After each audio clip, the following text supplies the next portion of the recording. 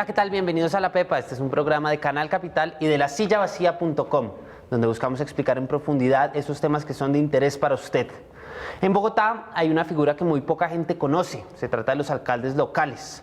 La ciudadanía generalmente no sabe quiénes son, qué funciones desempeñan y hasta dónde llegan sus posibilidades de ejecución de planes para su localidad.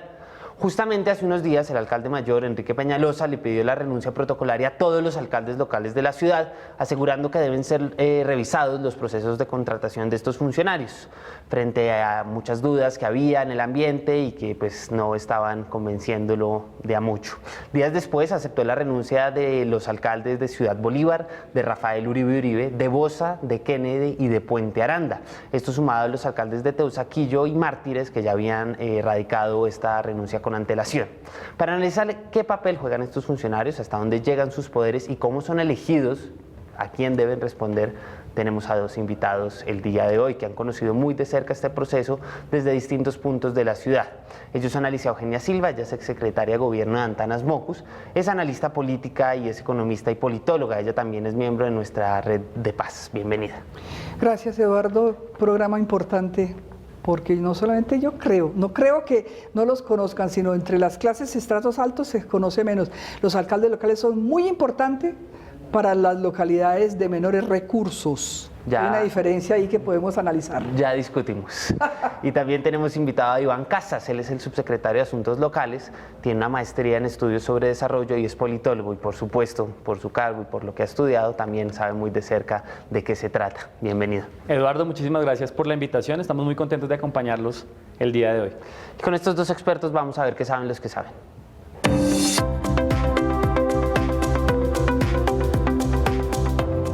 Alicia Eugenia, antes de entrar en los pormenores, vale la pena entender qué diablos hace esta gente, quiénes son, por qué existen. A ver, ellos son personas muy importantes en la democracia. ¿Por qué muy importantes? Porque son la persona que está más cercana al ciudadano en la cotidianidad, especialmente en los barrios que tienen más necesidades. ¿Quiénes son? Son personas que provienen casi todos de la clase política tradicional colombiana. Ellos son elegidos por las juntas administradores locales, por los ediles pasan una terna y el alcalde los designa. Son empleados del distrito. Ellos no son empleados de las alcaldías locales de alguna forma, ellos son los representantes del alcalde en las localidades. Y ellos llegan a tener un poder inmenso en asocio con las juntas administradoras locales porque son de los pocos funcionarios que asignan presupuesto. Y eso ha hecho que la gente, algunos alcaldes han pensado que centralizando las atribuciones de los alcaldes locales eliminan la corrupción y que cambiando hombres por mujeres, como hizo Lucho, eliminan la corrupción. Y lo cierto es que en las alcaldías locales hubo algunos personajes como Manuel Sánchez, que fue edil, y Julio Gómez, que fue contratista en casi todas las localidades, que aprendieron cómo era que podían quedarse con el presupuesto y fueron, después de aprender en las alcaldías locales, fueron dos de los grandes protagonistas del gran carrusel de la contratación en el distrito. Claro que sí. Digamos, ya discutimos, si quieren, en concreto, digamos, el problema que puede llegar a tener esta figura dentro de la corrupción, pero ¿por qué existen y cómo han sido, digamos, aliados o no aliados, pues desde su función, subsecretario? Bueno, varias cosas importantes para señalar ahí. Primero, y una diferencia que nos gusta hacer siempre desde la Subsecretaría de Gestión Local, especialmente a la ciudadanía, respecto a lo que es un alcalde local en comparación con un alcalde municipal. Los alcaldes municipales, dice la Constitución, el artículo 311, son los responsables de la prestación de todos los bienes y servicios del Estado a la comunidad. Esto indica que los alcaldes municipales deben prestar los servicios de acueducto, alcantarillado, educación, salud, el acceso a servicios de cultura, entre otros. A diferencia de las competencias que tiene un alcalde municipal, nuestros alcaldes locales no son los responsables directos en Bogotá de la prestación de los bienes y servicios. Lo son los secretarios de despacho de los sectores administrativos del distrito. Entonces la Secretaría de Educación presta el servicio educativo, la Secretaría de Cultural, la Unidad de Servicios Públicos garantiza la prestación de los servicios y así. Sin embargo, ¿qué ha pasado? Como en la historia del crecimiento de Bogotá, nosotros fuimos anexando municipios del departamento de Cundinamarca a Bogotá. Si usted se fija hoy en día, alcaldías locales como Usaquén, como Bosa, como Fontibón, están ubicadas todavía en el casco fundacional de lo que fueron estos municipios. Y el ciudadano tiende a asimilarlos o a confundirlos en su rol a los alcaldes locales con los municipios del país. Realmente las alcaldías locales, en sus funciones y competencias claras, quedaron definidas en el Estatuto Orgánico de Bogotá, después de la Constitución del 91, tienen la función básica de ser los coordinadores de la acción del distrito en lo local, es decir, los alcaldes locales son, como decía Luis Eugenio, el primer contacto del ciudadano con el Estado, con el distrito capital,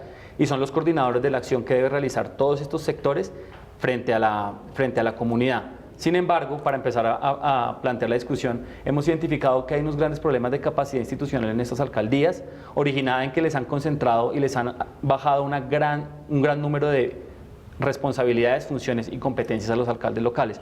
Nosotros identificamos más de 153 funciones y competencias que a través de leyes, decretos, acuerdos de la ciudad e incluso acuerdos de las juntas administradoras locales les han puesto a los alcaldes locales. Si quiere ya me cuenta cuáles son los problemas con esas funciones que ustedes han identificado, pero mientras tanto los invito a la calle a ver qué pregunta la gente que está en las localidades y que se ve afectada o beneficiada por el rol y función de esta gente. Vamos a ver qué preguntan en la calle.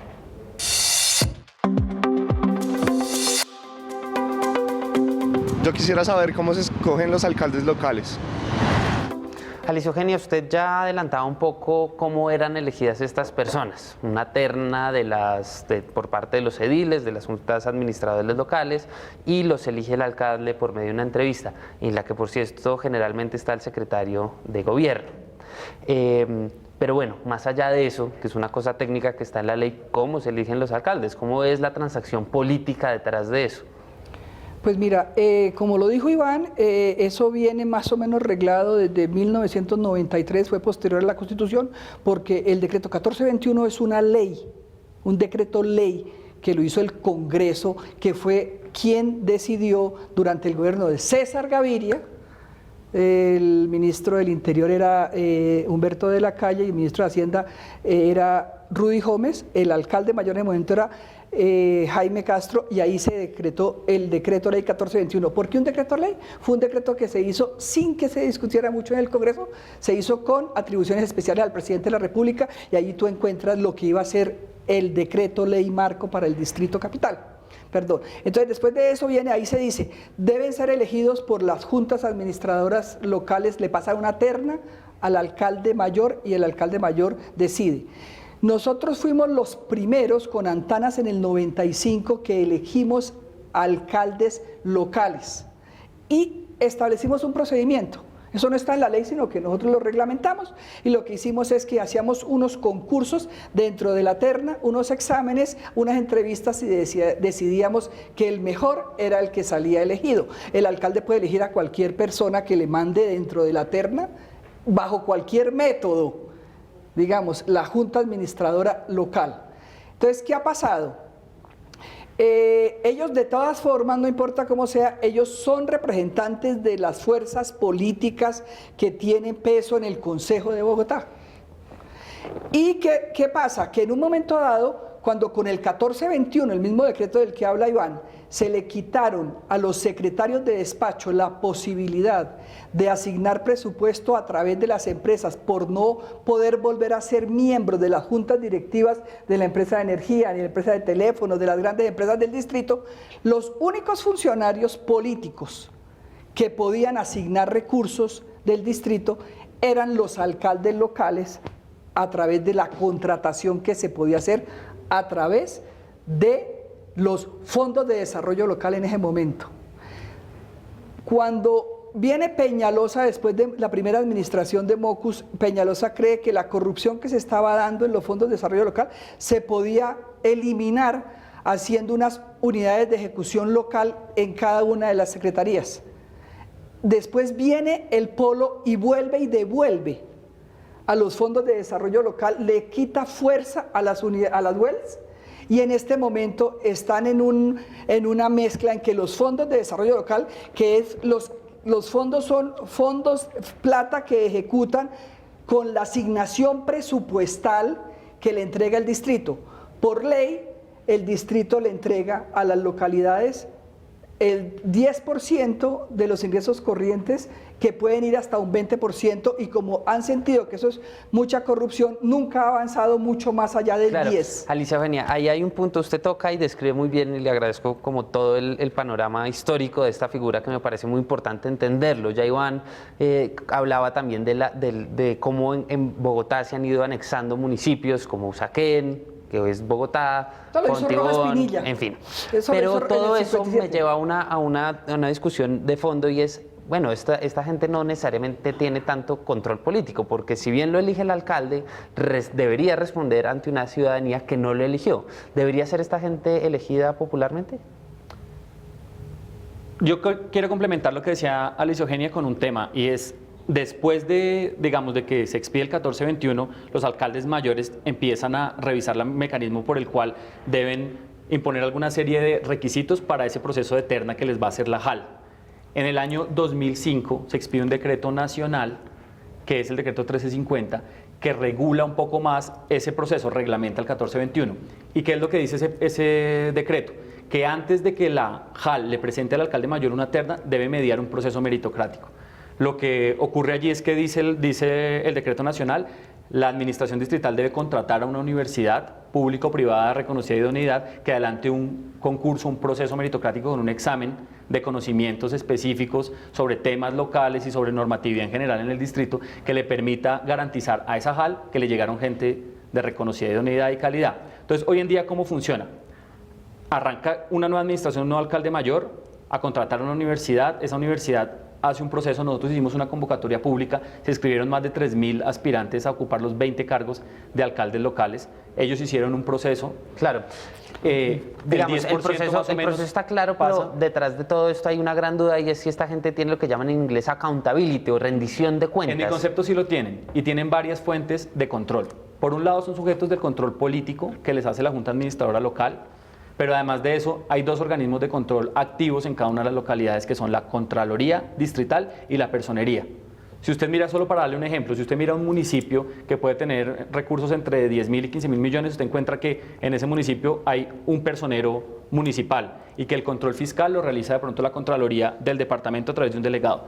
Usted ve una alcaldía local que puede tener algunas ese mismo presupuesto, 15.000, 20.000, obviamente hay unas que tienen mucho más, y esa alcaldía local tiene un personero local, que es un delegado de la personería distrital, tiene un contralor también local, un gerente de la Contraloría, y tiene además un control que le realiza la Junta Administradora Local. Entonces, claro, ojos sobre la localidad existen, además de observatorios ciudadanos y otra serie de mecanismos de auditoría y de veeduría ciudadana. ¿Y en la práctica eso cómo se ha visto, Alicia Eugenia? Lo que pasa es que ellos en la práctica han tenido, a ver, en este momento, entre 11.000 y 75.000 millones de pesos tiene Ciudad Bolívar, puede tener un poco más, 85.000 millones de pesos de presupuesto. En este instante, digamos, porque lo han ido reglamentando, el 85% de ese presupuesto va a ir a soluciones de la malla vial, solamente el 15% va a ser asignado por ellos. Pero eso ha sido una feria de contratación a lo largo de la existencia de las alcaldías locales. ¿Ok? ¿Por qué? Porque al puro final del año comienzan a asignar a dedo. Petro trató de regularlas y lo que hicieron fue que miles de ONGs terminaron asignándoles miles de contratos para hacer cosas que no le servían a nadie sino al dueño de la ONG. La reglamentación de la que habla Iván, de cómo hacer, digamos, la selección, la tomaron de lo que nosotros hicimos, yo como secretaria de gobierno, en el año 95, que contratamos a una universidad para que nos hiciera unos exámenes para ver si la gente que pueda llegar lo lograra. Entonces, el punto aquí es, ¿tienen ellos o no tienen control? Es tu pregunta. ¿Tienen algún control?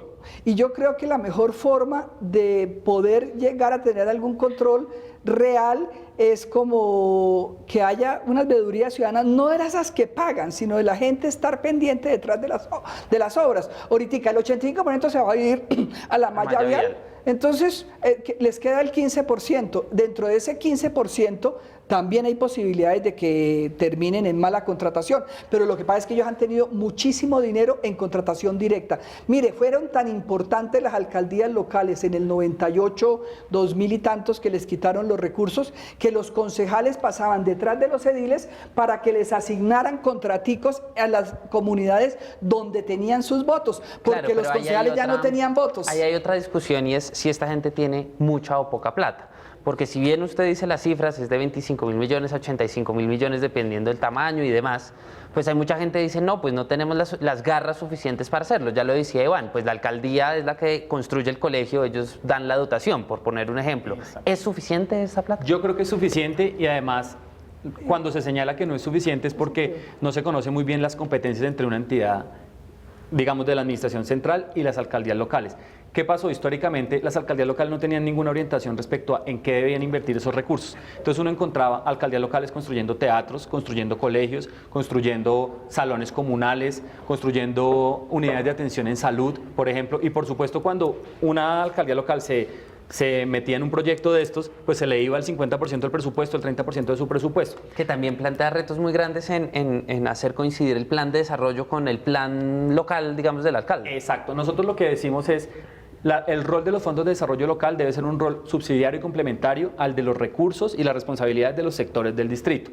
Entonces, realmente la construcción de equipamientos educativos es una responsabilidad de la Secretaría de Educación, como lo dice usted. Si la alcaldía local a través del fondo de desarrollo puede aportar en dotaciones, pues muy bien, pero esa no debe ser la vocación real de esos recursos. Nosotros expedimos una directiva de contratación y de lineamientos de inversión para las alcaldías locales que lo que hizo fue reducir el número de rubros de inversión y de temas en los que deben invertir los alcaldes a unos en especial. El 50% de los recursos deben ir a malla vial y espacio público.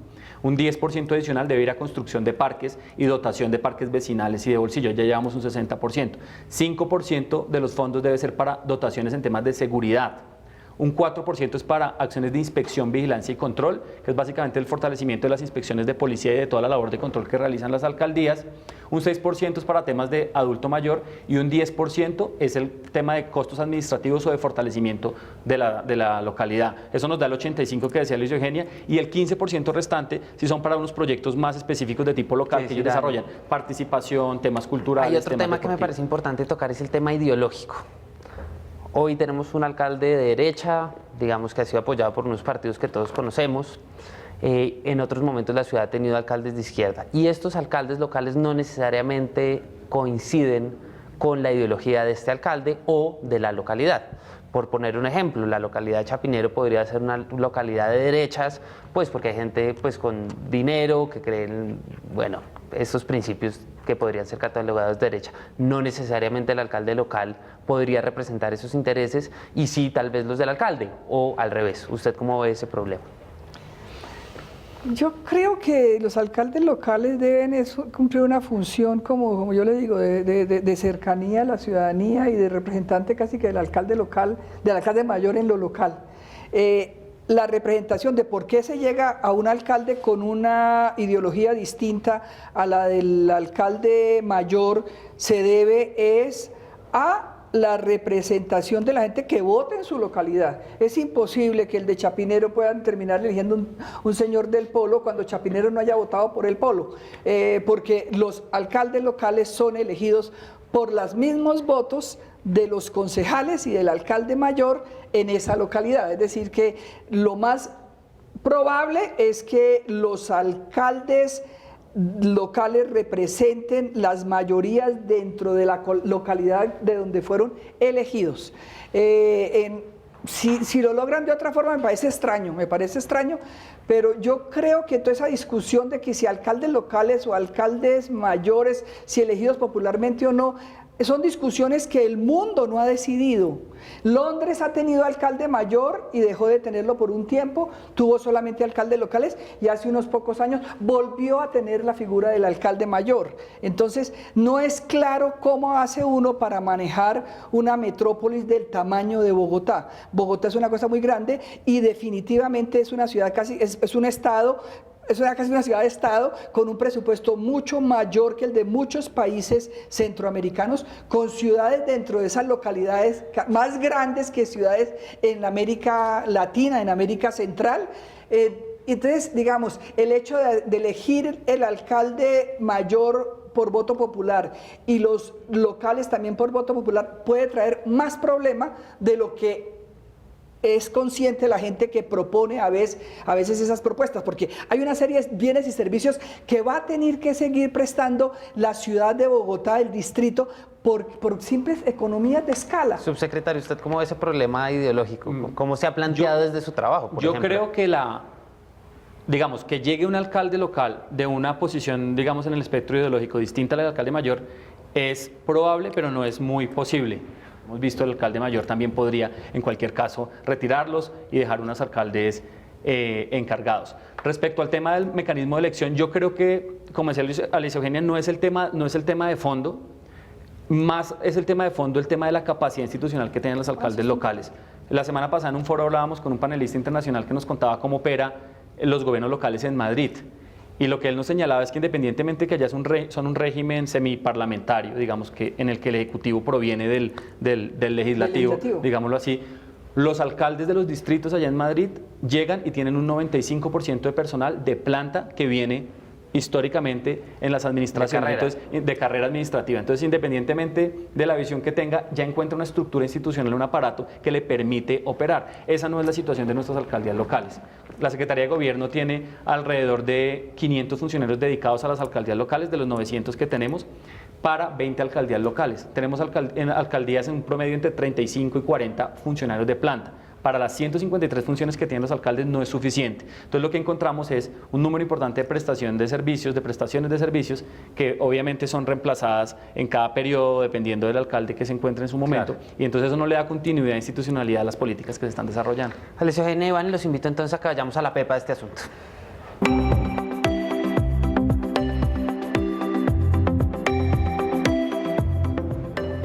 Hoy queremos entender en la pepa las funciones de los alcaldes locales, una figura muy importante para las localidades de la ciudad, pero que mucha gente desconoce. Alicia Eugenia, ¿cuál es la pepa de este asunto? La pepa de este asunto es fortalecer las alcaldías locales en la localidad con tecnócratas de alto nivel y no centralizar, porque es imposible seguir centralizando. Han jugado de entregar y de recortar y de recoger y de entregar, porque cree, yo no sé, la gente a veces cree, los colombianos creemos todos que somos mejores que el otro en cuanto a términos de morales. Entonces, la gente del centro de la administración distrital se cree que es menos corrupta que la gente en las localidades. Y lo cierto es que eso está repartidito por todos los laditos. Y también es cierto que algunos han aprendido mucho en lo local, como yo le digo, el caso de Manuel Sánchez es clarísimo, él fue edil, después de ser edil contrató con gente como Julio Gómez fue contratista en todas las localidades y después pasaron a gozar y abusar del presupuesto del distrito. Subsecretario. Yo creo que los actores políticos nacionales y distritales deben ponerse en la tarea de definir cuál es la vocación de las alcaldías locales del siglo XXI. Las 153 funciones que tienen los alcaldes locales, uno podría resumirlas como en 3 bloques de trabajo. Ellos tienen por un lado todo un área muy importante que es toda la planeación del desarrollo local y la contratación local que se deriva de esa planeación, es decir, son ejecutores de recursos, como decía Alicia Eugenia. Tienen otro bloque grande de trabajo y es toda la labor de inspección, vigilancia y control. Nuestros alcaldes locales y los inspectores de policía controlan casi todas las actividades que se desarrollan sobre el territorio. Entonces los alcaldes controlan los establecimientos de comercio, los bares y restaurantes, los parqueaderos, los parques de diversiones, las bombas de gasolina. Una amplísima gama de actividades que se desarrollan sobre el territorio son controladas por los alcaldes y eso les absorbe mucho recurso y tiempo. Y como un tercer componente, los alcaldes locales atienden todas las instancias de participación y de coordinación que existen en lo local. Nosotros hicimos un diagnóstico el año pasado y hay más de 567 instancias de coordinación y participación en lo local. Hacíamos un cálculo y eso nos daba que más o menos un alcalde debía ir como a 322 reuniones al año si quería atender a todas las instancias de participación y tener ese diálogo con todos esos mecanismos. Entonces, nosotros debemos definir muy bien en qué vamos a enfocar a los alcaldes. Deben ser unas unidades ejecutoras de recursos o deben ser más bien el contacto directo con comunidad para mediar en esa transacción o deben ser unos controladores de las actividades que se desarrollan sobre el territorio? Alicia Gena y subsecretario Iván Casas, muchas gracias por haber aceptado la invitación a este programa. No, gracias a usted, Eduardo. Y a todos ustedes recuerden que La Pepa es un programa en alianza de lasillavacía.com y de Canal Capital. Pueden escribirnos a nuestra cuenta oficial, @lapepa_oficial, o a la del canal o la de La Silla Vacía que aparecen en pantalla. Ahí estaremos pendientes de temas que ustedes quieran que tratemos con dos expertos como los de hoy. También tenemos las cuentas de YouTube, la de Canal Capital y de lasillavacía.com, para que ustedes vean este programa, así como todos los que hacemos a las 9:30 de la noche y a la 1 de la tarde del día siguiente, y la puedan compartir en sus redes sociales. Nos vemos la próxima.